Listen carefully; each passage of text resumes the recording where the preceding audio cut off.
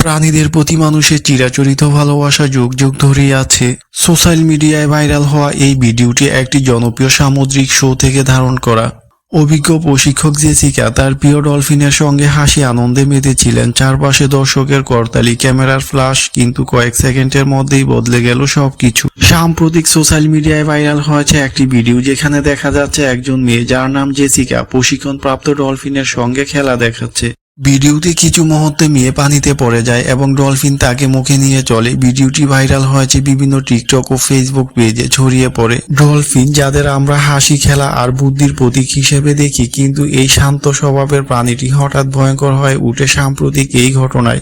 একটি সুইমিং গ্যালারিতে চলছিল শো, আর সেখানেই ঘটে গেল এই মর্মাহত দুর্ঘটনা। হঠাৎ করেই ডলফিন জেসিকার হাত চেপে ধরে এবং তাকে গভীর পানির দিকে টেনে নেয়।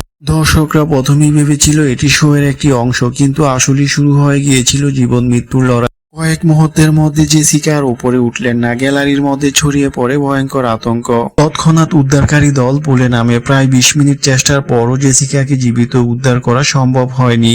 খবরটি মুহূর্তেই ছড়িয়ে পড়ে সোশ্যাল মিডিয়া ও সংবাদ মাধ্যমে। প্রাণী বিশেষজ্ঞরা বলেন, বন্দী অবস্থায় ডলফিন অনেক সময় মানসিক চাপে অস্বাভাবিক আচরণ করতে পারে। জেসিকার মৃত্যু শুধু একটি দুর্ঘটনা নয়, এটি একটি প্রশ্ন। আমরা কি বিনোদনের জন্য বন্য প্রাণীদের বন্দী রাখা উচিত? তাদেরও স্বাধীন ও নিরাপত্তা জীবন পাওয়ার অধিকার আছে। কিন্তু এই ভিডিওটির বাস্তবতায় কি ঘটেছে অনুসন্ধান করলে জানা যায় ভিডিওটি সাজানো এবং প্রদর্শনমূলক।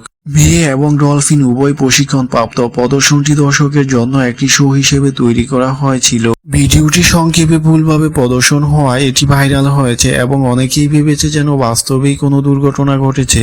বন্ধুরা, এই ঘটনায় আমাদের মনে করিয়ে দেয় প্রকৃতির প্রতিটি প্রাণীর নিজস্ব জীবন ও স্বাধীনতা আছে। শুধু বিনোদনের জন্য তাদের জীবন ঝুঁকির মুখে ফেলা কি ঠিক? আপনার মতামত কমেন্টে লিখুন। ভিডিওটি ভালো লাগলে লাইক করুন এবং আমাদের চ্যানেলটিকে সাবস্ক্রাইব করুন এমন নতুন নতুন ভিডিও পেতে।